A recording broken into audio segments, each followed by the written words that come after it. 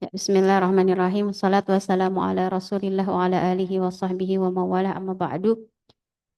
Kedua soalnya fi surat Ad-Duha ya, udah kita sampai pada surah Ad-Duha. Kemarin surat apa Teh? Ingat pekan kemarin Kemarin surat surat ini, apa? surat Atin, Atin. Harusnya sekarang surat apa? Al-Insyirah. Al-Insyirah. Tapi kita langsung ke Ad-Duha ya. Kenapa? Karena surat Ad-Duha dan Al-Insyirah itu surat yang turunnya berbarengan, ya berbarengan dan berkaitan gitu. Jadi kalau misalkan Al-Insyirah dulu nanti kurang tepat ya. Jadi Ad-Duha terlebih dahulu baru Al-Insyirah insyaallah ya. Kita mulai dengan tilawah seperti biasa. A'udzu billahi minasy syaithanir rajim. Ya. A'udzu أعوذ billahi بالله من الشيطان الرجيم Bismillahirrahmanirrahim. بسم الله Bismillahirrahmanirrahim. الرحمن الرحيم Wadduha. Wadduha. والضحى Huruf dod ya. Kalau kata para ulama, para syekh, dod itu seperti kita seolah-olah dimakan dodnya. Do. Kenapa? Karena posisinya di mana huruf dod makhrajnya? Hafatul lisan ya, sisi lidah. Kemudian ditempelkan dengan Geraham, gigi raham geraham. ya. Do jadi seperti dimakan sedikit ya. Do dan ini salah satu pembeda antara huruf huruf dod ini pembeda antara dengan bahasa-bahasa yang lain ya karena bahasa Arab sampai disebutkan sebagai bahasa dod ya karena tidak ada huruf dod pada bahasa-bahasa yang lain kecuali adanya dalam bahasa Arab ya. Kita ulang lagi. Wadduha Wadduha. والضحى wal-laili idza saja Wallayli والليل إذا سجى ma wadda'aka rabbuka wa ma qala ma ما wadda'a ودعك ربك وما قلى walal akhiratu khairul laka minal ula walal وللآخرة akhiratu خير khairul laka minal laka. ula wala sawfa yu'tika rabbuka fatarda Wala ولسوف sawfa يعطيك ربك yu'tika فترضى fatardo alam yajidka yatiman fa'awa alam ألم يجدك yajidka يتيما yatiman fa'awa فآوى wa wajadaka dhallan fahada wa wajadaka ووجدك ضالا fahada fahada. ya di sini perhatikan dhallan mad apa ini مد لازم mad lazim apa مثقل كلمي mutakal kilmi atau kilmi mutakal ya itu mad lazim lazim itu harus 6 harokat ya jadi para ulama sepakat pada mad ini harus 6 harokat kenapa karena bertemunya huruf mad dengan sukun nah sukunnya di sini apa pada huruf apa sukun Lam. lam jadi kalau ada huruf bertasydid itu adalah terdiri dari huruf yang sukun dengan yang berharokat maka di sini wajib 6 harokat nggak boleh dolan tapi harus 6 boleh dengan ketukan boleh ya dolan fahada gitu ya mad lazim kilmi mutakal karena ada tasydidnya kemudian wa wajadaka ailan fa'aghna Wa wajadaka ووجدك عائلا ila إذا fa'agna فأغنى ya di sini ailan Mad apa di sini? Mad Mad wajib wajib. muttasil. Wajib muttasil. Bedanya ini sama ini apa? Dolan sama ailan. Bedanya ada apanya? Kalau ailan tidak ada tasydid. Ailan nggak ada tasydid.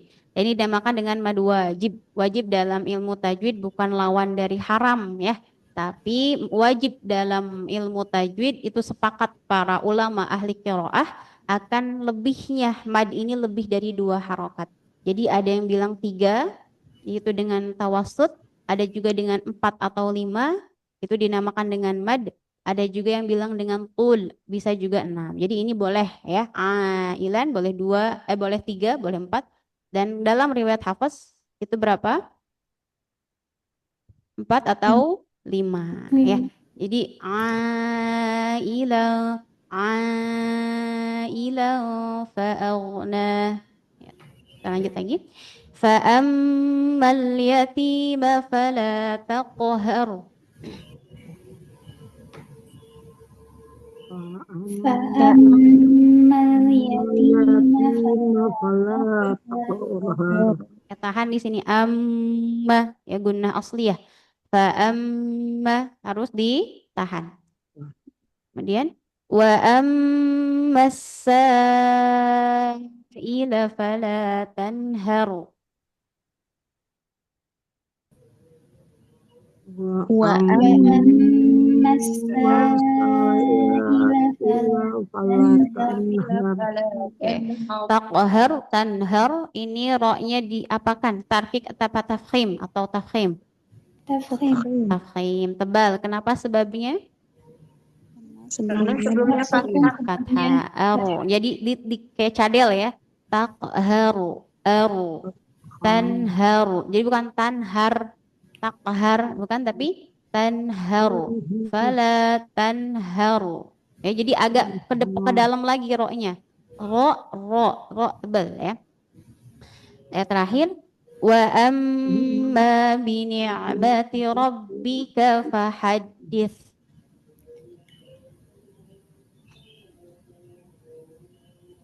wa amma وأما bi ni'mati فحدث Masya Allah, barakallahu fikunna, Allahumma arhamna bil Quran. Semoga setiap huruf yang kita baca menjadi pahala yang mana dilipat gandakan oleh Allah Subhanahu wa taala. Karena dalam hadis disebutkan la aqulu alif lam mim harfun walakin alif harfun wala min har wala mim wala mun harfun wa mimun harfun wa fi kulli harfin bi asyri amsalihha. Dan setiap huruf itu Allah lipat gandakan menjadi 10 kebaikan. Masya Allah ya. Oke, kita masuk pada tafsir pada surah Ad-Duha. Ini ada sebab turunnya dulu ya. Ada sebab turun atau sababun nuzul surah Ad-Duha. Walaupun tidak semua surat ada sababun nuzul. Ada yang tiba-tiba turun, tapi untuk Ad-Duha dan Al-Insyirah ini berkaitan ya, antara Ad-Duha dan Al-Insyirah ini berbarengan turunnya. Dan di sini kita baca ya tentang sababun nuzul surah Ad-Duha. Udah pada tahu ya. Jadi Ad-Duha ini termasuk dimulai dari surah Qisarul Mufassal. Yaitu surat-surat pendek yang apa? Yang terpisah, surat pendek yang terpisah dari surah Ad-Duha sampai An-Nas. Ya, Masya Allah. Ini yang biasa kita baca di taraweh biasanya, kalau di kampung masih seperti itu ya, dari Ad-Duha sampai surah An-Nas biasanya ya. Di sini ada sebab turun surah Ad-Duha. Jadi di sini bisa kita baca dari Al-Aswad Ibnu Qais yang mengatakan bahwa ia pernah mendengar Jundub menceritakan bahwa Nabi Shallallahu Alaihi Wasallam mengalami sakit selama 1 atau 2 malam hingga beliau tidak melakukan qiyamul lail. Jadi Rasulullah jatuh sakit ya. Maka datanglah kepadanya seorang wanita dan berkata, "Hai Muhammad, menurutku setanmu itu tiada lain telah meninggalkanmu." Maksudnya malaikat yang membawa wahyu kepadanya. Maka Allah menurunkan surah Ad-Duha. Jadi dalam sababun nuzul ini ada beberapa pendapat para ulama, tapi kita ambil pendapat yang pertama ini, itu kira-kira perempuan siapa yang datang kepada Rasulullah ini? Ada yang tahu nggak? Ada yang tahu nggak perempuan yang datang kepada Rasulullah? Mungkin ada yang masih ingat surah Al-Lahab? Siapa istrinya? Ummu Zamil. Nah, Ummu Jamil, bukan Zamil, Jamil ya, Sada. Ummu Jamil itu yang datang kepada Rasulullah Shallallahu Alaihi Wasallam. Jadi masih kerabatnya Rasulullah, betul nggak? Tetapi subhanallah ya, ketika Rasulullah sedang sakit, bukannya didoain cepat sembuh, bukannya dibawakan makanan ya atau apa, dia datang kepada Rasulullah bilang apa? Wahai Muhammad, kayak setanmu nggak datang.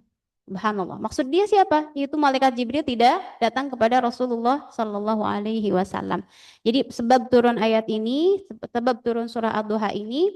Jadi sebelum sakitnya Rasulullah SAW ini beberapa bulan sampai 1 bulan, 2 bulan, 3 bulan, bahkan kata para ulama ada yang menyatakan 6 bulan Al-Quran atau surat itu tidak turun kepada Rasulullah SAW, sehingga Rasulullah naik ke gunung mencari apakah akan turun di gunung. Kemudian beliau turun lagi dari gunung, kok nggak turun juga ayat Quran, ya tidak turun lagi wahyu, naik lagi terus seperti itu selama berapa bulan? 6 6 bulan, ya subhanallah. Gak turun ayat selama 6 bulan dan naik gunung, sehingga para kafir Quraisy mengatakan bahwa Muhammad telah gila saat itu. Dikatakan seperti itu karena tidak turun wahyu. Ya. Dan ini sepakat para ulama, surah Ad-Duha ini termasuk surah Makkiyah atau sebelum hijrah Nabi Muhammad SAW dari Mekah ke Madinah. Jadi ini sepakat para ulama, tidak ada perbedaan pendapat para ulama ya, bahwa surat Ad-Duha ini turun adalah bagian dari surah Makkiyah. Rasulullah naik ke gunung nggak turun juga wahyu, sehingga para kafir Quraisy mengatakan Nabi Muhammad telah gila karena telah ditinggalkan oleh Allah, telah ditinggalkan oleh setannya, kata si Ummu Jamil ini, yaitu malaikat Jibril tidak datang lagi kepada Nabi Muhammad SAW, sehingga Rasulullah mengalami sakit selama 2 atau 3 malam. Dan dari situ ketika Ummu Jamil mengatakan itu, langsung Allah menurunkan surah Ad-Duha. Begitu ya, bisa dipahami sababun nuzulnya? Sababun nuzulnya bisa dipahami akhwati fillah? Masya Allah ya. Insyaallah. Oke, ini subhanallah, kebayang nggak ya Rasulullah ketika awal-awal kenabian sedang berdakwah, turun wahyu setiap hari, turun wahyu setiap hari. Tiba-tiba nggak datang. Ya, sehingga banyaklah orang-orang sekitar orang-orang kafir Quraisy itu, mereka mengatakan Muhammad telah gila, Muhammad telah ditinggalkan oleh Tuhannya. Sehingga Allah Subhanahu wa taala yang langsung membelanya. Subhanallah. Kita kalau diledek orang nggak ada yang bela ya. Tapi Rasulullah SAW sebagai utusan Allah ketika diledek, bahkan disebut orang gila, bahkan disebut ditinggalkan ya, ditinggalkan oleh Tuhannya, langsung Allah yang bela. Sehingga dalam di sini kesempatan ini Allah Subhanahu wa taala menurunkan surah Ad-Duha. Kemudian makna dari Ad-Duha terlebih dahulu, apa itu Ad-Duha? Di sini ada dua pendapat para ulama. Ada yang mengatakan Ad-Duha ini adalah waktu duha, itu dimulai dari waktu syuruk ya. Kita suka dengar sholat syuruk. Nah, ini biasanya terjadi ketika matahari sepenggal ya, atau kalau dari waktu 1/4 jam setelah terbit matahari. Ya, jadi kalau misalkan sudah terbit matahari, kita tunggu dulu 1/4 jam, maka itu sudah masuk waktu syuruk atau waktu duha, sama aja sebenarnya. Cuman dinamakan dengan sholat syuruk itu karena setelah syuruk ya. Dan sama itu kita melakukan sholat duha. Kemudian kapan berakhirnya waktu syuruk ini atau waktu duha ini adalah 7 menit sebelum waktu duhur, 7 atau 10 menit. Jadi kita masih bisa sholat duha sebelum waktu duhur, yang penting berapa menit? Sekitar 7 atau 10 menit ya. Ini pendapat pertama. Pendapat para ulama, makna dari ad-duha adalah waktu duha yang biasa kita melaksanakan sholat duha. Tetapi pendapat kedua, ada yang memilih yang dinamakan dengan ad-duha adalah waktu siang. Apa menjadi hujah para ulama yang mengatakan ad-duha ini waktu siang? Karena ketika ayat pertama wad-duha, ayat keduanya apa? Wal-laili idza saja, demi duha. Kemudian Allah menyebutkan wal-laili, sehingga biasanya kalau malam dipasangkan dengan siang. Maka pendapat yang kedua ini mengatakan yang dinamakan dengan ad-duha adalah waktu siang. Tetapi jumhur atau mayoritas ulama mengatakan yang dinamakan dengan ad-duha dalam ayat ini adalah waktu duha, bukan siang, karena siang itu dimulai dari semenjak terbit matahari sampai terbenam kan, sampai sebelum waktu maghrib. Begitu ya. Itu pendapat para ulama. Oke, bismillahirrahmanirrahim. Kita masuk ayat pertama. Allah Subhanahu wa taala berfirman, "Wadduha." Nah, seperti ayat-ayat sebelumnya ya, ada yang namanya wawu qasam atau huruf huruf apa? Masih ingat? Watin, wawu apa namanya? Wawu sumpah ya, bersumpah. Di sini Allah bersumpah. Allah tidak bersumpah aja kita udah percaya. Apalagi ketika Allah Subhanahu wa taala bersumpah. Wadduha, demi waktu matahari yang sepenggalan naik. Waktu duha ya, karena pendapat jumhur mengatakan ad-duha adalah waktu duha. Nah, ketika Allah Subhanahu wa taala bersumpah dengan sesuatu, biasanya apa kemarin? Biasanya yang disumpahkan itu adalah Sesuatu yang sesuatu agung. yang agung, yang memiliki keunggulan, memiliki manfaat yang sangat besar. Seperti itu. Nah, di sini Allah Subhanahu wa taala bersumpah dengan waktu duha. Kenapa dengan waktu duha? Demi waktu duha. Nah, di sini ada sebuah hadis dari Zaid bin Arqam. Qala Rasulullah sallallahu alaihi wasallam, "Salatul awwabina hina tarmadul fisal." Rawahu Tirmidzi. Dari Zaid bin Arqam, Rasulullah bersabda, salat awwabin. Siapa itu awwabin? Salat orang yang kembali kepada Allah Subhanahu wa taala. Jadi kalau orang-orang yang bertaubat ya, orang-orang yang hatinya selalu kembali kepada Allah, itu adalah salat di waktu kapan? Yaitu salat duha, yang mana hina tarmadul fisal, ketika dilaksanakan anak unta mulai kepanasan. Maksudnya di waktu duha. Jadi kalau udah mulai naik matahari, nah kita kalau orang-orang Indonesia suka moyan ya, suka berjemur di jam segitu ya, jam 7, jam 8. Nah, ini biasanya waktu apa berarti? Waktu duha. Ya, jadi kalau kita pengen termasuk orang-orang yang kembali kepada Allah, jangan sampai meninggalkan sholat duha. Itu dan sangat besar pahalanya ya, di sisi Allah Subhanahu wa taala. Kemudian di hadis yang lain juga kata Rasulullah SAW, ini dari hadis Arba'in ya. Yusbihu ala kulli sulama min ahadikum sadaqah. Ya, kata Rasulullah bahwa di setiap persendian kita itu ada yang harus kita sodakohi. Coba ahwati, ummahat, di tangan kita ada sendinya enggak? Ada ya, kalau kita gerak-gerak itu ada sendinya. Nah, itu setiap hari kita harus bersedekah. Jadi sedekah itu jangan ke yang lain dulu, ke diri kita. Bagaimana sedekah kepada diri kita sendiri? Fakullu tasbihatin sedekah. Ketika kita bertasbih, kita mengucapkan subhanallah dari tangan, dari jari-jari ya. Subhanallah, subhanallah, subhanallah sampai 33 kali setiap ada sholat. Mengucapkan subhanallah, subhanallah itu sedekah. Untuk siapa sedekahnya? Untuk diri kita. Bukan buat orang lain ya. Pagi-pagi ada sholat subuh kita bersedekah lagi. Wa kullu tahmidatin, ketika kita mengucapkan alhamdulillah, alhamdulillah 33 kali, sedekah. Itu adalah sedekah. Wa kullu tahlilatin, kemudian setiap tahlil itu mengucapkan la ilaha illallah juga adalah sedekah. Wa kullu takbirah itu sama. Ketika mengucapkan Allahu akbar, Allahu akbar. Kalau dulu kan nggak ada tasbih ya, apalagi tasbih digital nggak ada. Adanya pakai tangan ya, pakai jari kita. Apa namanya, sendi-sendi tangan kita. Wa kullu takbiratin sedekah, kita mengucapkan Allahu akbar, Allahu akbar. Kemudian wa amrun bil ma'rufi sedekah, kemudian memerintahkan kebaikan pun adalah sedekah. Ketika kita ngajak yuk ke majelis yuk, misalkan ya, kamu jangan berbohong, atau apalagi memerintahkan yuk ngaji Quran misalkan. Nah, itu amrun bil ma'rufi sedekah. Ketika kita mengajak pada kebaikan pun itu adalah sedekah. Wa nahyun 'anil munkar, melarang pada kemungkaran pun sedekah, itu adalah sebuah sedekah. Ini redaksinya ada di layar, alhamdulillah. Wa yujzi'u min dzalika rak'atani yarka'uhuma minadh duha. Kemudian kata Rasulullah, dan mencukupi semuanya itu dengan 2 rakaat yang kita melaksanakannya di waktu duha. Masya Allah. Jadi misalkan kita nggak sempat nih pagi-pagi bertasbih karena sibuk ya, kemudian nggak sempat nih ngajak orang pada kebaikan, nggak sempat nahyun anil munkar, maka kata Rasulullah semuanya itu mencukupi dengan melaksanakan sholat duha berapa rakaat? 2 rakaat aja gitu, Masya Allah. Jadi kalau kita udah melaksanakan ini, udah cukup bersyukur kita pada hari tersebut. Sedekah kita kepada diri kita pada hari tersebut, pada pagi itu ya, subhanallah. Kemudian juga mungkin yang tidak saya tulis di sini tentang keutamaan waktu duha ya. Biasanya di waktu duha ini kalau orang-orang yang di perkantoran atau yang lagi mengajar, ya biasanya lagi apa nih kalau waktu duha ini? Lagi apa-apanya? Lagi apa? Sibuk-sibuknya. Lagi sibuk ya, subhanallah ya, di kantor lagi sibuk. Kalau di sekolah yang ngajar pasti lagi anak-anak lagi banyak konsentrasinya di waktu tersebut ya.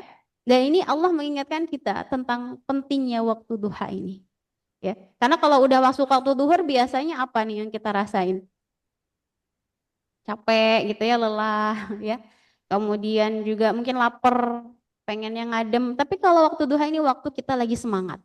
Nah, subhanallah, makanya Allah SWT langsung wadduha. Ini Allah bersumpah dengan waktu duha karena unggulnya waktu duha. Kemudian ada fadilah yang tidak boleh sampai kita lewatkan, yaitu melaksanakan sholat duha. Mau berapa aja jumlahnya, silahkan minimal 2. Rasulullah pernah melakukan 4, pernah juga 8, ada juga mengatakan 12 ya. Tapi kalau mau 2 pun sudah mencukupi insya Allah. Tapi kata Rasulullah, barang siapa yang melakukan sholat duha 8 atau 12 rakaat gitu ya, maka Allah bangunkan istana di surga. Jadi kalau kita pengen istana, coba dawamkan sholat duha. Tapi kalau waktunya mepet, 2 aja minimal. Ya, kenapa? Karena itu adalah sholat awwabin, sholat orang-orang yang kembali kepada Allah Subhanahu wa Ta'ala.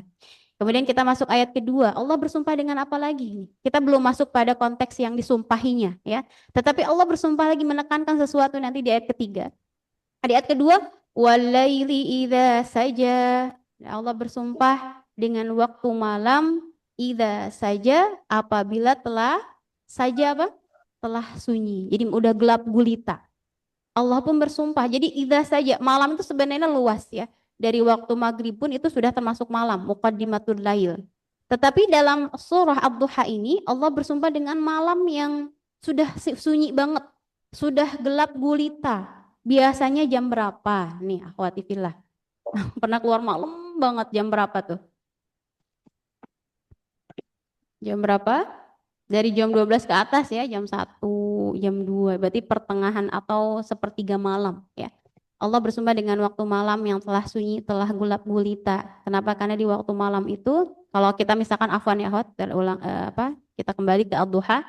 Ini waktu duha ini tadi waktu dalam keadaan kita semangat-semangatnya, betul ya. Bahkan dalam keadaan kita bahagia itu biasanya di waktu duha juga ya. Bahagia, lagi seneng, lagi semangat. Sedangkan di waktu malam, kalau kita lagi sedih di hari tersebut, yang paling sedih di waktu kapan? Malam ya kan? Kalau lagi sedih banget. Siang lagi sedih, tapi ketika datang malam lebih sedih lagi, lebih kesepian lagi. Nah ini subhanallah, Allah menyebutkan dalam surat ini ada waktu bahagia, kemudian di malam waktu sedih, ya karena biasanya kalau kita lagi sedih itu datangnya di malam hari gitu. Tapi di sini Allah SWT juga kenapa bersumpah dengan waktu malam? Ya, di sini ada beberapa hadis yang menyebutkan keutamaan waktu malam.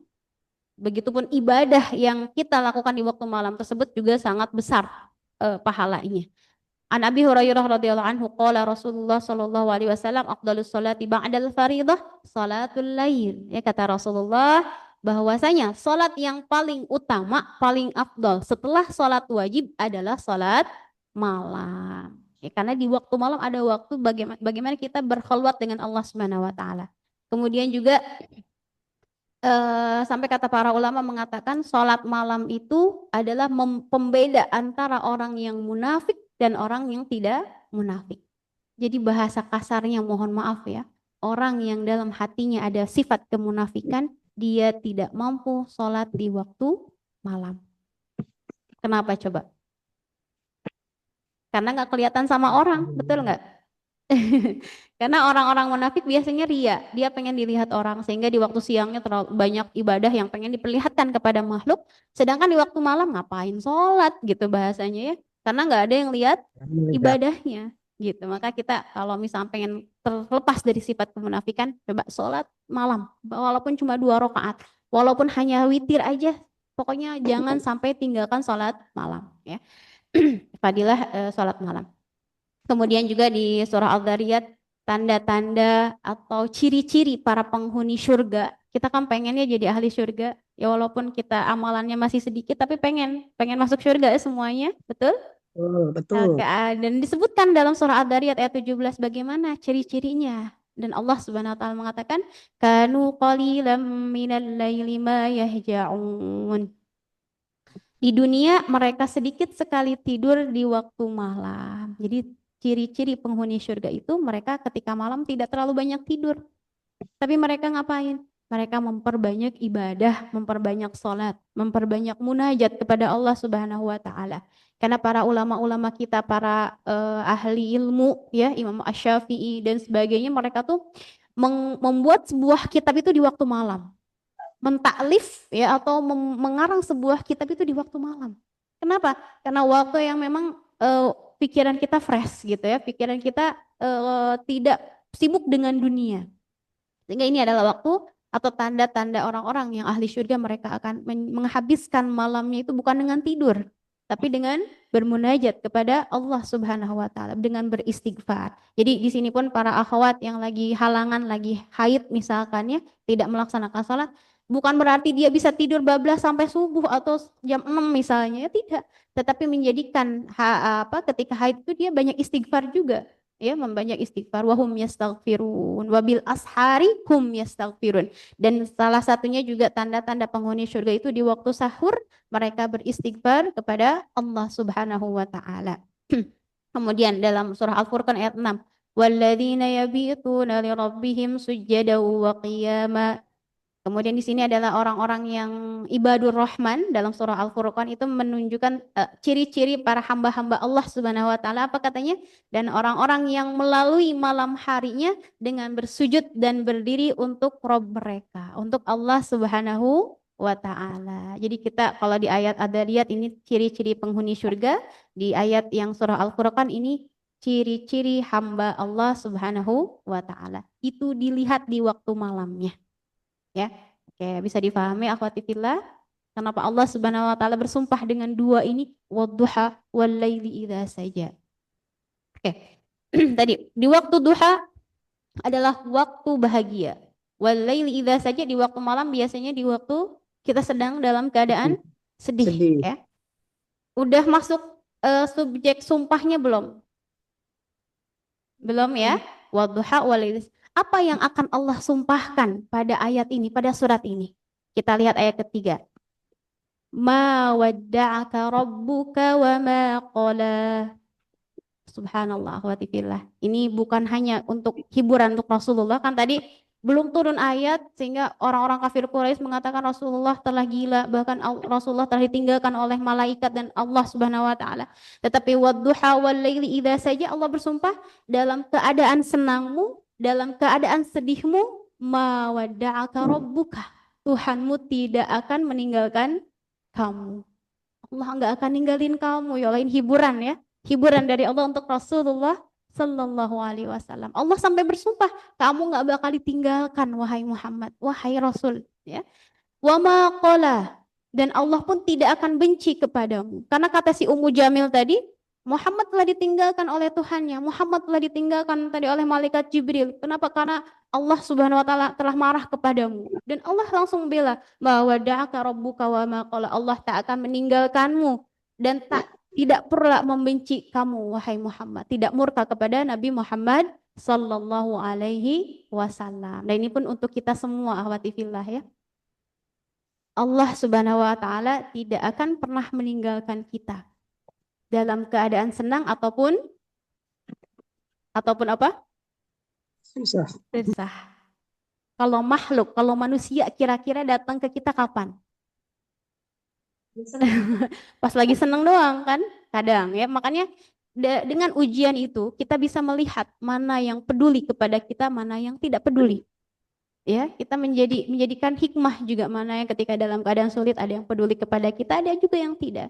Tetapi yang tidak akan pernah meninggalkanmu adalah Allah Subhanahu wa taala. Maka ketika kita dalam keadaan bahagia, jangan lupa kepada Allah Subhanahu wa taala. Jadi karena dalam Al-Qur'an disebutkan beberapa sifat manusia itu adalah kalau lagi senang mereka lupa kepada Allah. Tapi dalam keadaan sedih mereka baru ingat kepada Allah, ini ya. Kalau lagi sedih, ya Allah, kenapa begini-begini? Tapi kalau lagi seneng, mereka bahagia, mereka lupa dengan akhirat. Bahkan naudzubillahi min dzalik, mereka meninggalkan sholat sampai nggak beribadah kepada Allah. Nah, ini sebagai teguran kepada kita semua ya, kalau kita lagi senang, lagi sedih, tetap ada Allah Subhanahu wa taala. Jangan lupa, atau kita merasa sendiri misalkan ya, nggak ada yang nemenin, kita sedih sendirian, nggak seperti itu akhwati fillah. Allah Subhanahu wa taala selalu bersama kita ya. Ma wadda'aka rabbuka wa ma qala. Ma wadda'aka rabbuka wa ma qala. Tapi ya ada tapinya. Kita lihat ayat keempat ya. Allah nggak akan meninggalkanmu. Allah juga nggak bakal benci kepadamu selagi kita ngapain? Walal akhiratu khairul laka minal ula. Ya. Di ayatnya artinya sesungguhnya akhirat itu lebih baik daripada permulaan. Maksudnya alam akhirat lebih baik daripada alam dunia.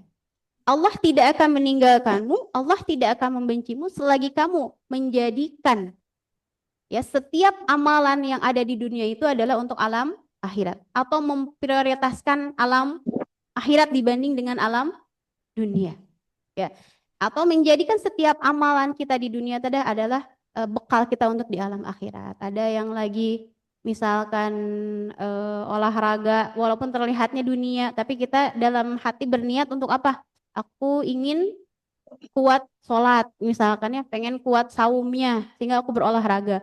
Ada yang berbisnis, ada yang berjualan, walaupun terlihatnya untuk dunia, tetapi ternyata ketika dia mencari nafkah ya, misalkan kita berusaha adalah untuk alam akhirat, maka itu janji Allah, ma wadda'aka rabbuka wa ma qala. Jadi mendahulukan alam akhirat dibandingkan alam dunia. Begitu. Walal akhiratu khairul laka minal ula, bahwa kehidupan alam akhirat itu lebih baik daripada alam dunia. Sehingga pernah ada ya para seorang sahabat bertanya kepada Rasulullah SAW, wahai Rasul, kenapa engkau tidak meminta kepada Allah tentang kebaikan duniamu? Pengen apa ya? Misal pengen kaya raya, pengen apa lagi? Rumah mewah, makanan juga ada seperti itu. Tapi kata Rasulullah, walal akhiratu khairul laka minal ula. Atau juga dalam redaksi lain Rasulullah mengatakan bahwa kehidupan dunia kehidupan akhirat lebih aku cintai daripada kehidupan dunia ini.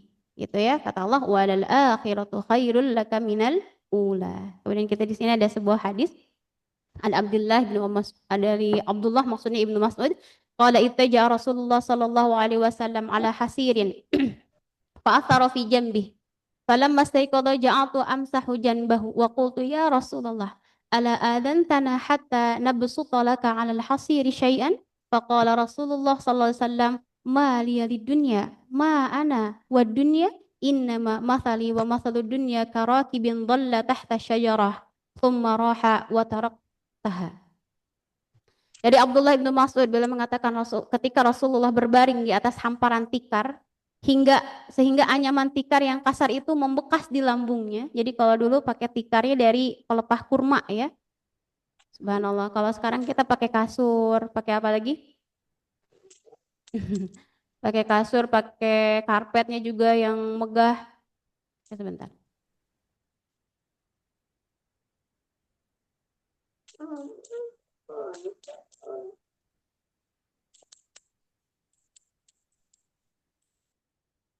Halo tes, suaranya ada?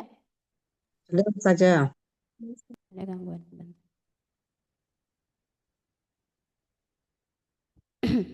Baik. Ada di layar ya? Ada saja. Ada. Ya. Ya tadi sampai mana? Ya, tentang Rasulullah ya, Rasulullah sedang berbaring di sebuah tikar yang kasar, berbeda dengan kita yang kita tuh kalau tidur aja pengennya yang kasur empuk, betul nggak? Ya. Dan Rasulullah saat itu sedang sudah berbaring di sebuah tikar sehingga membekas di lambungnya Rasulullah SAW ketika beliau bangkit dari berbaringnya.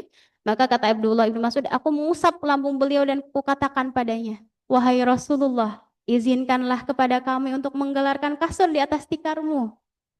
Insya Allah ya, sahabat tuh sayang banget sama Rasul, cinta banget sama Rasul ya. Mereka kayaknya nggak tega gitu melihat Rasulullah berbaring pada tikar yang kasar. Maka Rasulullah SAW menjawab, apakah hubungannya antara aku dan dunia? Katanya, sesungguhnya perumpamaan antara aku dan dunia tiada lain bagaikan seorang musafir yang berteduh di bawah naungan sebuah pohon. Kemudian dia pergi meninggalkannya. Jadi kata Rasulullah, kita hanya musafir akhwati fillah di dunia ini. Sebentar saja. Seperti orang yang sedang bernaung di bawah apa tadi? Di bawah pohon gitu ya. Kalau kita berteduh kira-kira lama apa enggak? Enggak ya. Enggak lama gitu. Kita akan pergi. Kita akan kembali kepada Allah ke alam akhirat. Dan walal akhiratu khairul laka minal ula. Dan ini sebab Rasulullah SAW. Beliau mencontohkan kepada kita sifat zuhud ya. Tidak terlalu gila akan dunia. Ini sebentar saja gitu ya. Walaupun kita sulit sebentar aja kok gitu.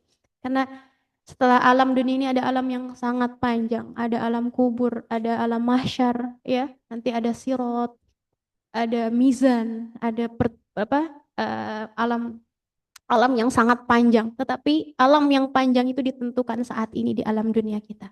Itu khawatir.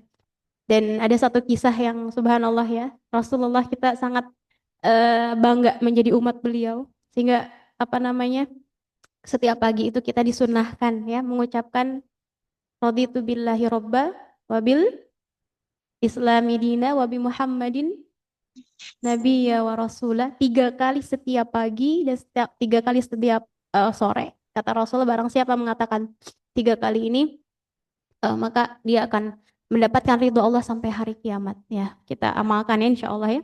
Dan kita dengan melihat sosok Rasulullah SAW bangga nggak kira-kira?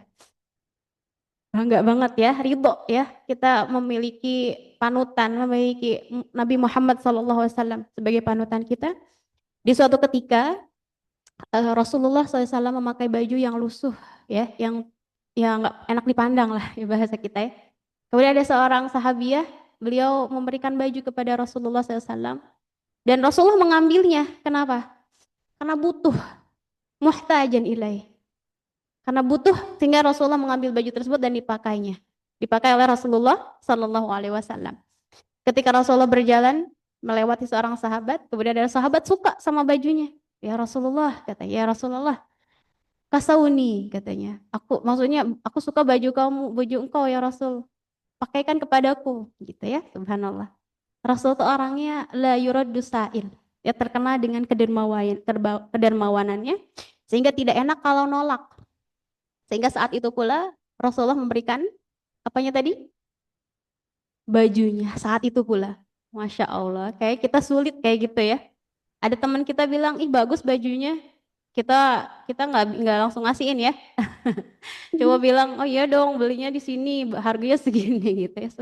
Tapi Rasulullah ketika sahabat bilang, ya Rasul aku suka baju engkau, pakai dong buat aku gitu. Dan Rasulullah tuh nggak enak langsung dikasihkan baju tersebut kepada sahabat tersebut. Karena buat Rasulullah dunia tuh nggak ada artinya gitu ya dibandingkan dengan alam akhirat. Sehingga para ahli tafsir mengatakan tentang makna Bismillahirrahmanirrahim gitu. Ar-Rahman, Allah Subhanahu wa taala memberikan nikmat 1% ini di dunia. Bayangkan, 1% di dunia ini semua mendapatkannya. Betul nggak? Orang kafir, munafik semua dapat. Kemudian Ar-Rahim 99% Allah memberikan rahmatnya hanya untuk orang beriman. Nanti di mana? Di alam akhirat, di surga. Bayangkan 1% yang saat ini di dunia ini dan dibagi-bagi lagi gitu ya. Sedangkan yang 99% hanya diberikan kepada orang mukmin nanti di akhirat. Maka kata Allah, walal akhiratu khairul laka minal ula. Maka akhirat itu lebih baik daripada alam dunia. Ini sebagai pengingat kepada kita ya, kita yakin tentang mukjizat Al-Qur'an. Walaupun ini konteksnya kepada Rasulullah SAW, tapi ini adalah pedoman untuk kita sebagai umatnya, sebagai hamba Allah Subhanahu wa taala. Walal akhiratu khairul laka minal ula. Serumit apapun hidup di dunia, seberat apapun ujian yang dihadapi pada hari ini punya masalah nggak, Ahwat? Ada yang nggak punya masalah nggak? Coba boleh angkat tangan. Semuanya pasti punya masalah ya. Minimal masalahnya mikirin akhirat atunya. Ya Allah aku takut masuk neraka minimal itu. Pasti setiap orang itu pasti punya masalah di hari ini, hari-hari sebelumnya. Tapi ingatlah kata Allah, walal akhiratu khairul laka minal ula, bahwasanya alam akhirat itu lebih baik daripada alam dunia. Jadi kita hanya sebentar aja numpang aja ahwati lah ya, hanya sebentar aja. Kemudian kata Allah, wala saufa yu'tika rabbuka fatarda. Dan kelak Tuhanmu pasti memberikan karunia-Nya kepadamu, lalu hati kamu menjadi puas. Ya, insya Allah. Dan kelak Tuhanmu pasti memberikan karunia-Nya kepadamu. Ini ya, ahwati fillah, ketika kita baca Quran, ini kita harus merasa kita yang diajak ngobrol, ya. Kita diajak ngobrol. Jadi kalau kita baca Quran, kita lagi diajak ngobrol sama Allah Subhanahu wa taala. Kalau kita lagi berdoa, kita lagi ngajak ngobrol Allah, kita lagi minta sama Allah. Maka ketika baca Quran, wala saufa yu'tika rabbuka fatardu, yakin sama janji Allah. Kelak Tuhanmu pasti memberikan karunia-Nya kepadamu, lalu hati kamu menjadi puas. Ini pun ketika di zaman Rasulullah SAW, ini kepada Rasul kan, engkau pasti akan diberikan ridho, engkau akan diberikan kebahagiaan nanti di alam akhirat, dan engkau akan ridho itu di alam akhirat. Karena orang yang pertama kali masuk surga adalah Rasulullah SAW. Kuncinya itu dipegang Rasulullah. Bayangkan, kita itu adalah umat paling terakhir, ya umat Nabi Muhammad adalah umat paling terakhir, tetapi akan masuk surga di bawah pimpinan Rasulullah SAW, itu yang paling pertama masuk surga. Subhanallah. Ya, kita pengen jadi orang yang pertama, pengen juga menjadi umat Rasulullah, mendapatkan syafaat Rasulullah SAW. Maka perbanyak sholawat, ikuti semua sunnah Rasulullah SAW. Gitu ya, karena beliau sudah dijamin masuk surga. Ya, kata Allah, wala saufa yu'tika rabbuka fatarda. Engkau akan ridho dengan apa? Karena ketika masuk alam akhirat, dia akan dimasukkan ke dalam surga yang begitu banyak kenikmatan. Nggak ada bandingannya dengan di dunia ini, ya. Yani kelak di negeri akhirat Allah akan memberinya hingga ia merasa puas tentang umatnya dan juga kemuliaan yang telah disediakan oleh Allah untuk dirinya. Yang antara lain adalah telaga Kautsar yang kita sudah bahas tentang surah Al-Kautsar, ya, inna a'tainakal kautsar. Masya Allah. Nanti ada telaga Kautsar, subhanallah, ketika di alam mahsyar, khusus untuk umat-umat Nabi Muhammad SAW, mereka akan meneguk air dari telaga Kautsar milik Rasulullah SAW, dan barang siapa yang meminumnya satu teguk saja, dia tidak akan merasa dahaga selamanya. Subhanallah, ya. Ini kita harus berbangga ketika menjadi umat Rasulullah, ya. Kemudian yang mana telaga Kautsar yang kedua, tepinya berupa kubah-kubah dari mutiara yang berongga, sedangkan tanahnya adalah bibit dari minyak kasturi. Subhanallah. Jadi kalau minyak kasturi yang di dunia nggak sebanding, pokoknya lebih wangi lagi, ya. Kemudian juga an Abdullah qala Rasulullah SAW, ana ahlu baitin ikhtarallahu lana al-akhirah ala dunya wala saufa yu'tika rabbuka fatarda. Di sini kata Abdullah bahwa Rasulullah telah bersabda, sesungguhnya kami adalah suatu ahli bait. Allah telah memilihkan akhirat di atas dunia bagi kami, dan kelak Tuhanmu pasti memberikan karunia-Nya kepadamu, lalu hati kamu menjadi tenang, menjadi ridho. Ya akhwati fillah, ya. Kita pengen masuk surga tapi amalan kita masih jauh, ya. Sampai kata Allah, am hasibtum an tadkhulul jannah walamma ya'lamillahu alladhina jahadu minkum wa ya'lamas sabirin. Kata Allah, apakah kamu yakin mau masuk surga? Katanya. Am hasibtum an tadkhulul jannah walamma ya'lamillah. Sedangkan belum tahu mana di antara kalian alladzina jahidu minkum wa ya'lamas sabirin. Allah belum tahu mana yang bermujahadah, mana yang berjuang, wa ya'lamas sabirin, dan siapa yang sabar. Maka kuncinya banyaklah berjuang, minimal melawan hawa nafsu. Kalau kita nggak bisa berjuang dengan pedang, kalau perempuan memang nggak ada, ya. Kemudian minimal kita melawan hawa nafsu kita. Pengennya kalau misalkan hawa nafsu tuh, kalau subuh kan berat, ya. Nah kita lawan. Pengen harus sholat subuh kan berat, ya. Allah suruh sholat gitu, ya. Kemudian wa ya'lamas sabirin, ketika melaksanakan ibadah harus dalam keadaan sabar, jangan kuku lutus gitu, ya, jangan kesel lagi melaksanakan ibadah tapi banyak ngeluhnya. Wa ya'lamas sabirin gitu, ya. Wala saufa yu'tika rabbuka fatarda. Kemudian kata Allah ayat 6-nya, alam yajidka yatima fa'awa. Bukankah dia mendapatimu sebagai seorang yatim lalu dia melindungimu? Dan Allah sebutkan kepada Nabi Muhammad, engkau tuh dulu seorang yatim. Betul ya? Rasulullah ada seorang yatim tinggalkan oleh ayahnya. Fa'awa, kemudian Allah yang melindungimu. Nah, di sini Allah Subhanahu wa taala menyebutkan tentang alam yajidka yatima fa'awa. Kita tahu ya tentang Rasulullah SAW, beliau ditinggal wafat oleh ayahnya pada masih usia dalam kandungan ibunya. Tapi pendapat lain mengatakan bahwa Rasulullah ditinggalkan ketika baru dilahirkan oleh ibunya ya. Kemudian ibunya yaitu Aminah binti Wahab wafat pula saat beliau berusia 6 tahun. Coba bayangkan, sebelum lahir sudah ditinggal ayah, setelah 6 tahun ditinggalkan oleh ibu. Bayangkan, sedih banget ya, udah gak punya ayah, udah yatim piatu. Sesudah itu beliau berada dalam pemeliharaan kakeknya, baru diurus kakeknya. Kemudian tak lama kemudian kakeknya pun wafat ya, setelah diurus oleh kakeknya selama 2 tahun, wafat kakeknya. Kemudian dipelihara, diurus oleh pamannya itu Abu Thalib, yang mana subhanallah ya, Abu Thalib ini paman beliau yang melindungi Rasulullah Shallallahu Alaihi Wasallam. Begitupun ketika Nabi Muhammad diangkat menjadi nabi pun, paman ini luar biasa melindungi Nabi Muhammad Shallallahu Alaihi Wasallam. Tetapi ini hakikatnya adalah Allah yang melindunginya. Ketika tidak ada ayah, kemudian tidak ada ibu, kakeknya pun wafat. Kemudian nanti pamannya pun wafat, istri yang dicintainya pun wafat. Nanti kalau kita melihat sejarah Isra Mi'rajnya Rasul, Allah hibur Nabi Muhammad bahwa semua itu atau yang meninggalkan engkau itu tidak ada apa-apanya. Aku gitu kata Allah. Bertawakallah engkau kepadaku, jangan kepada makhluk.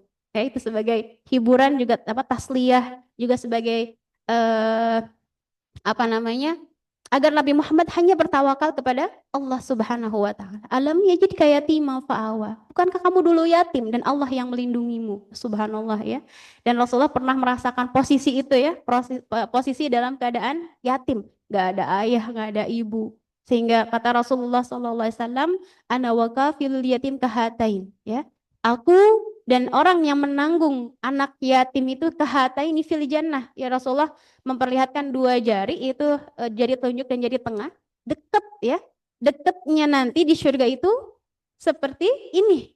Orang yang mengurus yatim itu akan dekat dengan Rasulullah Shallallahu Alaihi Wasallam. Kenapa? Karena Rasulullah pernah merasakan juga bagaimana menjadi seorang yatim. Itu sedih, betul nggak?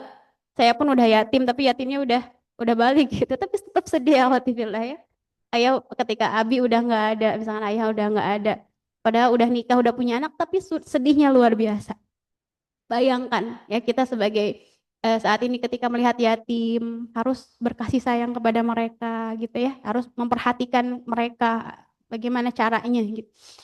Seperti itu alam ya jadi kayak yatim fa'awa, tapi kita yakin bahwa semuanya itu bahwa Rasulullah SAW ketika dalam keadaan yatim Allah yang melindunginya fa'awa ya. Wa wajadaka dhalan fahada. Kemudian kata Allah dan dia mendapatimu sebagai seorang yang bingung. Lalu dia memberikan petunjuk. Jadi dulu Rasulullah tersesat. Tersesatnya maksudnya apa? Belum mengenal agama Islam. Ya. Kemudian dalam surah Asy-Syura disebutkan wa kadzalika auhayna ilaika ruham min amrina ma kunta tadri mal kitabu walal iman walakin ja'alnahu nuran nahdi bihi man nasya'u min ibadina. Kata Allah dan demikianlah kami wahyukan kepadamu Al-Qur'an dengan perintah kami. Sebelumnya kamu tidak tahu apakah kitab ya Allah. Jadi Rasulullah sebelum menjadi nabi, Rasul nggak tahu apa itu Al-Qur'an. Walal iman, Rasulullah juga nggak tahu apa itu iman, tapi langsung dijelaskan oleh Allah ya, dan melalui perantaraan malaikat Jibril alaihissalam. Tetapi kami menjadikan Al-Quran itu cahaya, walakin ja'alnahu nura. Ini kata Allah, kami jadikan Al-Quran sebagai cahaya yang kami tunjuki dengannya siapa yang kami kehendaki di antara hamba-hamba kami. Ya akhwati fillah, kitab Al-Quran yang ada di rumah kita, yang ada di depan kita ini adalah cahaya dari Allah Subhanahu wa taala. Kita pengen kenal Allah, kita pengen kenal Rasulullah, kenal iman, pengen tahu tentang kehidupan setelah dunia itu baca Al-Qur'an. Dan ini yang sangat kita harus ingat bahwa bagaimana hidup kita sering jauh dari Al-Qur'an gitu ya. Padahal Rasulullah dimuliakan melalui Al-Qur'an sehingga Rasulullah mengetahui tentang Alkitab, tentang Al-Iman. Bahkan Al-Qur'an yang kita baca ini adalah cahaya dari Allah Subhanahu wa taala. Wa wajadaka dhallan fahada. Jadi intinya apa? Kalau kita tidak berpegang teguh pada cahaya tersebut, maka kita akan apa? Akan sesat, akan bingung. Kita tidak berpegang teguh pada pedoman dari Allah Subhanahu wa taala, maka akan bingung di dunia mau ngapain gitu ya. Nggak tahu tujuan hidup mau ngapain, nggak tahu nanti udah mati mau ngapain. Ya, maka Allah Subhanahu wa taala menurunkan Al-Qur'an sebagai cahaya, yang mana cahaya itu akan mengantarkan kita pada kebaikan ya, pada Allah Subhanahu wa taala. Tetapi sebagian para ulama di ayat 7 ini wajadaka dhalan fahada, yaitu bahwasanya Rasulullah pernah katanya ketika masih kecil beliau pernah tersesat di sebuah lembah gitu ya, sehingga masuk pada lereng-lereng kemudian baru menemukan jalan. Begitupun tafsiran yang lain mengatakan pernah juga Rasulullah Shallallahu Alaihi Wasallam tersesat dengan pamannya di waktu remaja, itu ketika akan lewat ke negeri Syam, menuju negeri Syam, itu pernah tersesat. Kemudian Allah tunjukkan jalan pulang. Tetapi para ulama mengatakan bahwasanya yang paling diambil pendapatnya bahwa wajadaka dhalan fahada, yaitu Allah Subhanahu wa taala memberikan cahaya berupa Al-Qur'an kepada Nabi Muhammad sallallahu alaihi wasallam. Rasulullah yang sudah dijamin surganya ya, diberikan cahaya berupa Al-Qur'an. Bagaimana dengan kita? Gitu ya, kita belum tentu masuk surga tapi sangat jauh dari Al-Qur'an. Ya.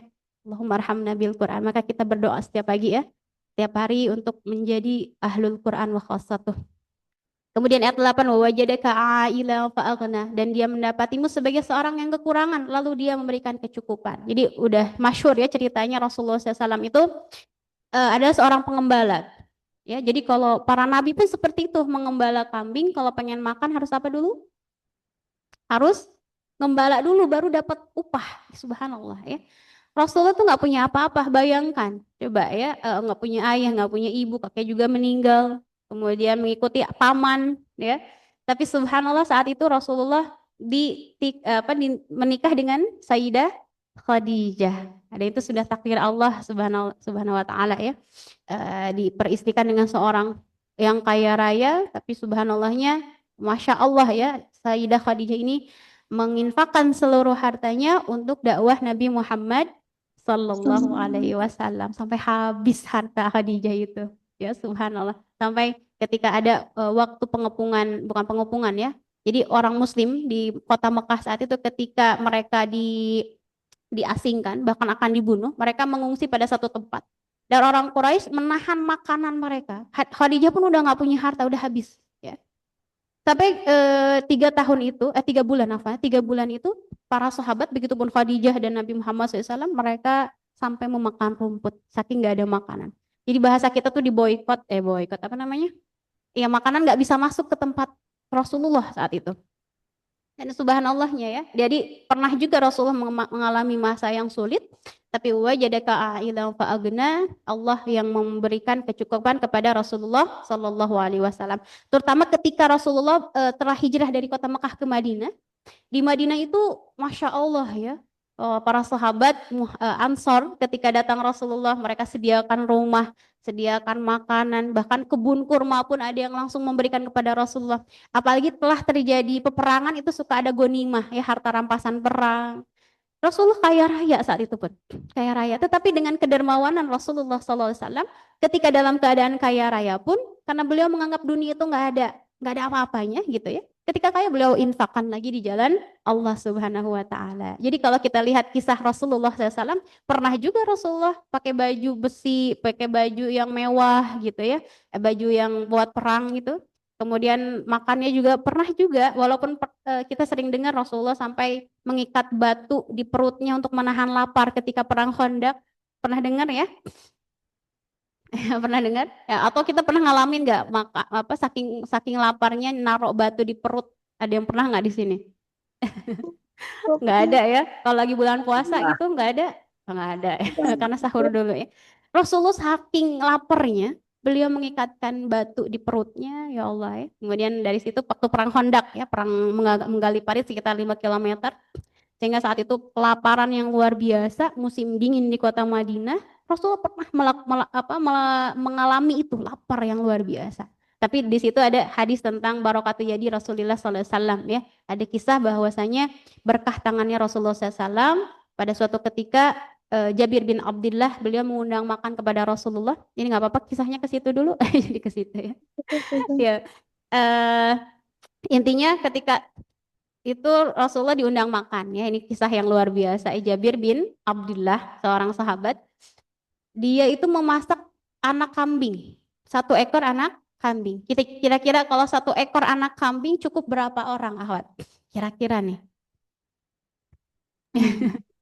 Kira-kira 4 orang, 6 orang, 8 orang, kira-kira segitu ya. Kalau dibikin sup banyak ya. Jabir bin Abdullah mengundang Rasulullah, ya Rasulullah, aku memasak gandum dan 1 ekor anak kambing. Datanglah ke rumahku. Karena Jabir bin Abdullah merasa kasihan kepada Rasulullah, lapar sampai diikat perutnya dengan batu. Sehingga Rasulullah memenuhi undangan Jabir bin Abdullah. Tetapi apa yang mengagetkan? Ternyata Rasulullah membawa 1.000 sahabatnya. Karena tadi lagi perang apa tadi? Perang Khandaq ya, menggali parit. Itu keadaan lapar luar biasa. Kira-kira tuan rumah kaget nggak? Kaget banget ya. Yang diundangnya Rasulullah, yang datang 1.000 sahabat. Bingung Jabir bin Abdullah sampai masuk kepada ngobrol sama istrinya. Gimana ini gitu ya? Ya udah, akhirnya subhanallah itu ada mujizat dari tangannya Rasulullah SAW yang Allah berikan kepada Rasulullah. Rasulullah memasukkan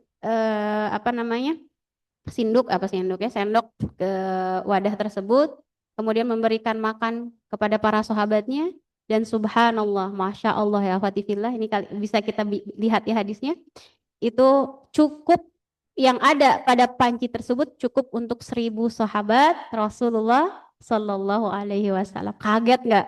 Kaget banget ya, Jabir bin Abdullah sampai kaget. Bahkan ketika Rasulullah dan para sahabat pulang kembali untuk menggali parit ketika perang Khandaq, yang ada di panci pun cukup untukku dan keluargaku.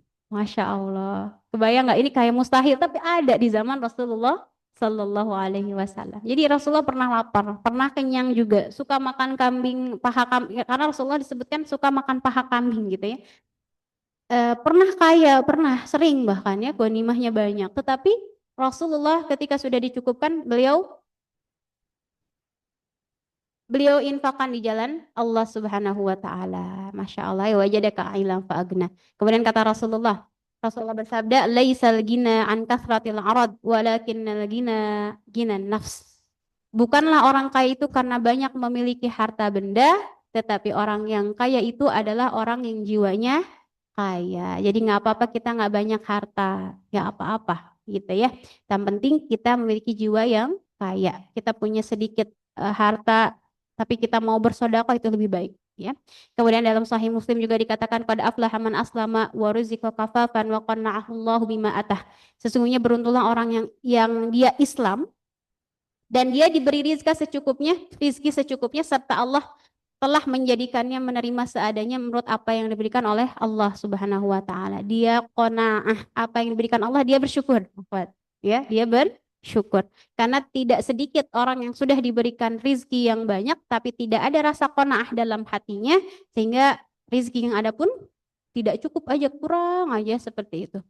Kemudian dalam surah ayat 9, fa ammal yatima fala taqhar, adapun terhadap anak yatim maka janganlah kamu berlaku sewenang-wenang. Ini pun perintah kepada kita, larangan ya kepada kita, ketika kita melihat anak yatim, kemudian mereka meminta sesuatu, jangan dihardik, jangan dicela gitu ya.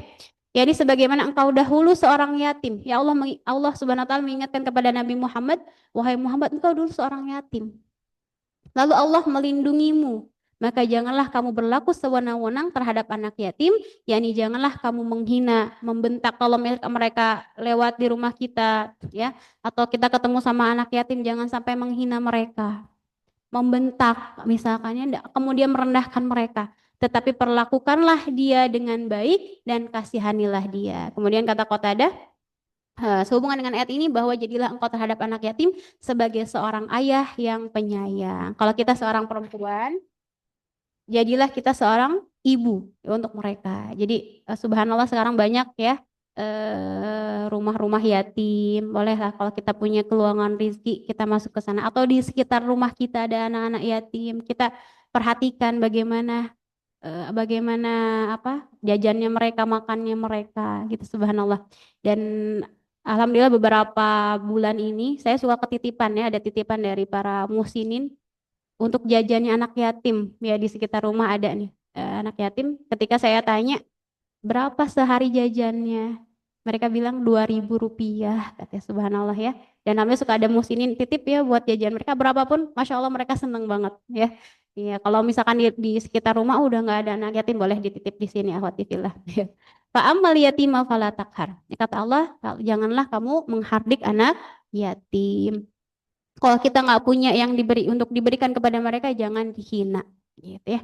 Kemudian wa ammasaila fala tanhar, dan terhadap orang yang meminta-minta, janganlah kamu menghardiknya. Tadi itu sifat Rasulullah la yuraddu sa'il.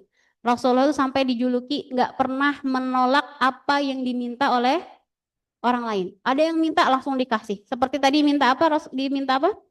Diminta Baju. baju langsung dikasih saat itu pula. Subhanallah ya. Yaitu sebagaimana engkau dahulu dalam keadaan kebingungan lalu Allah memberimu petunjuk, maka janganlah kamu menghardik orang yang meminta ilmu. Begitupun kalau kita nggak punya harta, tapi kita punya ilmu. Ilmu apa aja, ilmu Quran, ilmu fikih, ilmu apapun. Ketika ada yang minta dijelaskan, kita jelaskan. Ya, Rasulullah pun seperti itu ya. Yang benar kepadamu dengan permintaan yang sesungguhnya. Kemudian kata Ibnu Ishaq, sehubungan dengan makna firman Allah, dan terhadap orang yang meminta-minta, maka janganlah kamu menghardiknya. Maksudnya janganlah kamu bersikap sewenang-wenang. Jangan sombong. Misalkan kita udah ngasih nih, kemudian kita jadi sombong, nggak boleh juga gitu. Dan jangan berkata kotor. Gimana kata kotor gimana? Dasar ya. Nah, jangan pula bersikap kasar terhadap orang-orang lemah dari hamba-hamba Allah. Subhanallah. Yang kita tahu mereka adalah seorang muslim, itu nggak boleh dihardik. Bagaimana kalau orang non-muslim? Begitupun orang non-muslim. Rasulullah tuh subhanallah ya, sifatnya sangat sempurna, syamil ya, sempurna sekali. Kepada orang yang bukan Islam saja, Rasulullah berbuat baik selagi mereka tidak memerangi agama Islam. Pada orang Yahudi, orang Nasrani, Rasulullah tetap berbuat baik saat itu. Sebelum ada pengusiran Bani Quraidah dari kota Madinah, Rasulullah masih bermuamalah dengan mereka, tidak berkata kasar gitu ya. Karena Rasulullah pun menginginkan hidayah dari mereka gitu ya, atau menginginkan mereka bisa jadi masuk ke dalam agama Islam dengan akhlaknya Rasulullah SAW. Jadi kalau kita ketemu sama orang yang minta-minta, jangan dihardik ya. Di jalan ada yang minta-minta, misalkan Bu minta uangnya, jangan dimarahin. Kalau kita mau ngasih. Kalau enggak ya udah jangan dihardik. Karena lisa ili wal mahrum ya kata Allah Subhanahu wa taala, kita boleh ngasih, boleh buat ada yang minta-minta ataupun yang mereka tuh kita udah tahu mereka tuh dalam keadaan butuh tapi mereka menjaga diri gitu ya, nggak minta-minta. Kalau ada dua posisi ya khotifillah. Ada yang sa'il itu yang pengemis, ada juga yang nggak minta-minta tapi kita tahu kondisinya. Kira-kira kita akan memberikan ke yang mana antara dua ini? Kira-kira nih. Kondisinya. Yang menjaga ya, Orang yang menjaga. Lebih respect ke situ ya. Dia tuh nggak punya apa-apa tapi dia jualan misalkan ya di trotoar dia jualan makanan atau apa. Kemudian kondisinya menyedihkan. Tapi ada yang ngemis minta. Pasti kita lebih condong kepada yang mana? Jual tadi. Yang jual tadi ya, dia tuh kelihatan bajunya udah lusuh, wajahnya juga kayaknya menyedihkan gitu ya. Tetapi di sini indahnya agama Islam. Kepada pengemis pun kalau kita diminta, kita harus berbuat baik. Ya jangan dicaci maki gitu, jangan dicaci maki gitu. Bahkan wa ammasaila fala tanhar, kalau kita punya sesuatu kasih. Kalau enggak usah gitu ya. Kemudian di sini Qatadah mengatakan sehubungan dengan makna ayat ini bahwa makna yang dimaksud adalah bila menolak orang miskin, lakukanlah dengan sikap kasih sayang dan lemah lembut. Masya Allah ya, indahnya agama Islam, tidak merendahkan satu sama lain ya. Wa amma bi ni'mati rabbika fahadis, ayat terakhir, dan terhadap nikmat Tuhanmu maka hendaklah kamu menyebut-nyebutnya dengan bersyukur. Kalau kita punya nikmat, begitupun kepada Rasulullah ini, wa amma bi ni'mati rabbik, wahai Nabi Muhammad kata Allah, ketika engkau diberikan nikmat oleh Tuhanmu fahadis, maka sampaikanlah.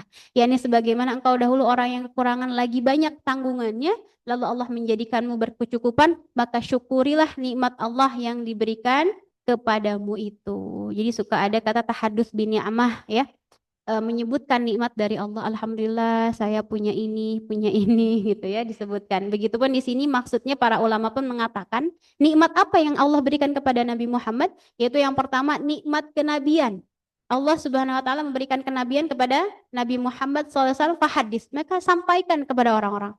Aku telah mendapatkan wahyu gitu. Kemudian sebagian ulama mengatakan wa amma bi ni'mati rabbika fahadis. Nikmat apa? Nikmatnya Al-Qur'an, nikmatnya mukjizat Al-Qur'an, sampaikan gitu, subhanallah. Jadi ini pun untuk kita semua ketika Allah karuniakan ilmu, karuniakan apapun mau nikmat lahiriah zahiriah, maka sampaikan kepada orang-orang ya. Tapi maaf akhwati fillah, bukan untuk ria. Kalau misalkan saya nyebut-nyebutin alhamdulillah saya udah bisa beli apa ya biasanya yang mahal-mahal, kemudian distatuskan ini saya mutahadduts bi ni'mah, saya akan menceritakan nikmat. Kalau dalam hatinya ada perasaan ingin dipuji orang, maka nggak usah disebut-sebut. Tapi kalau untuk menggugah orang-orang, alhamdulillah saya dapat ilmu ini, saya dapat rezeki ini hari tersebut misalkan, boleh disampaikan. Kalau niatnya bukan untuk ria, gitu ya. Lihat hati kita dulu.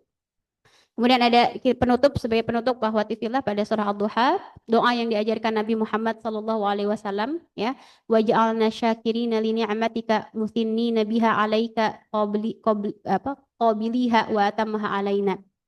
Dan jadikanlah kami orang-orang yang mensyukuri nikmatmu dan memanjatkan pujian kepadamu, dan karenanya serta menerimanya dan sempurnakanlah nikmat itu kepada kami. Kemudian dalam hadis lain disebutkan tentang bersyukur ya. Bersyukur itu dengan cara apa? Ya, Ani Nu'man bin Bashir radhiyallahu anhu qala Rasulullah sallallahu alaihi wasallam alal mimbar. Rasulullah berkata menyampaikan sabdanya di atas mimbar, "Man lam yashkuril qalil lam yashkuril katsir. Wa man lam yashkurin nasa lam yashkurillah. Wa tahaddutsu bi ni'matillah syukrun wa tarkuha kufrun. Wal jama'atu rahmah wal firqatu adzab." Kata Rasulullah apa nih? Barang siapa yang tidak mensyukuri nikmat yang sedikit, berarti tidak mensyukuri nikmat yang banyak. Gitu ya. Kadang kita kalau dikasih nikmat dikit nggak bersyukur. Betul nggak? Padahal kata Allah la in syakartum la azidan nakum. Kalau kalian bersyukur pasti aku tambah. Maka bagaimana kalau kita dapat rizki, dapat sesuatu walaupun sedikit, kita bersyukur. Ya. Karena kalau sudah bersyukur dengan yang sedikit, pasti dia akan mensyukuri nikmat yang banyak. Kemudian apa lagi? Barang siapa yang tidak berterima kasih kepada orang lain, malam yashkurin nas. Ketika kita dikasih bantuan sama orang lain, nggak mau bilang makasih. Maka kata Rasulullah, lam yashkurillah, maka dia tidak bersyukur kepada Allah. Maka kita kalau dibantu orang bilang makasih itu sesuatu yang apa? Yang disunahkan gitu ya. Jangan sampai kita ditolong orang tapi hare-hare, diem aja, gengsi gitu ya, nggak boleh. Kenapa? Karena kalau dia tidak bersyukur kepada manusia, maka dia pun tidak bersyukur kepada Allah. Wa tahaddutsu bi ni'matillahi syukrun, dan menyebut-nyebut nikmat Allah adalah ungkapan rasa syukur. Jadi kalau kita punya nikmat kita sebut-sebut nih, misalkan ya Allah alhamdulillah hari ini aku sehat, alhamdulillah hari ini aku bisa sholatnya juga lancar, alhamdulillah hari ini aku bisa saum misalkan ya. Tapi kembali jangan sampai ada ria ya. Ini untuk menyebut nikmat Allah, syukrun itu adalah tanda syukur kepada Allah Subhanahu wa taala. Wa tarkuha kufrun, dan meninggalkannya adalah sebuah kekufuran. Waliyadzubillah ya. Wal jama'atu rahmah, dan apa kata Allah, kata Rasulullah, persatuan itu membawa rahmat. Jadi kalau kita mau ibadah jangan sendirian, ajak orang lain gitu ya. Kalau kita mau sedekah ajak orang lain. Kita mau ke majelis ilmu ajak orang lain ya. Mau ngapain aja jangan sendirian. Karena kata Rasulullah wal jama'atu rahmah wal firqatu adzabun, dan berpecah belah itu adalah membawa azab. Allah a'lam bishawab. Bahwa fillah. Udah habis waktunya juga ya. Subhanallah kelewat. Semoga apa yang telah kita bahas, kita sampaikan bersama bareng belajar pada pagi ini membawa hidayah kepada kita ya. Jadi walaupun sedikit, tetapi yang sedikit itu mudah-mudahan menjadi jalan kita menuju Allah Subhanahu wa taala, dan menambahkan cinta kita kepada Allah dan Rasulullah sallallahu alaihi wasallam. Allahumma arhamna bil Qur'an, Allahumma arhamna bil Qur'an. Ya Allah sayangi kami melalui Al-Qur'an-Mu ya Allah. Waj'alhu lana hujjah, ya Allah jadikan Al-Qur'an ini sebagai pembela kami di hari kiamat. Amin ya rabbal alamin. Subhanakallahumma bihamdik asyhadu an la ilaha illa anta astaghfiruka wa atubu ilaik. Alhamdulillahirabbil alamin. Assalamualaikum warahmatullahi wabarakatuh. Waalaikumsalam warahmatullahi wabarakatuh. Waalaikumsalam Selamat warahmatullahi pada wabarakatuh. Jazakallahu khairan.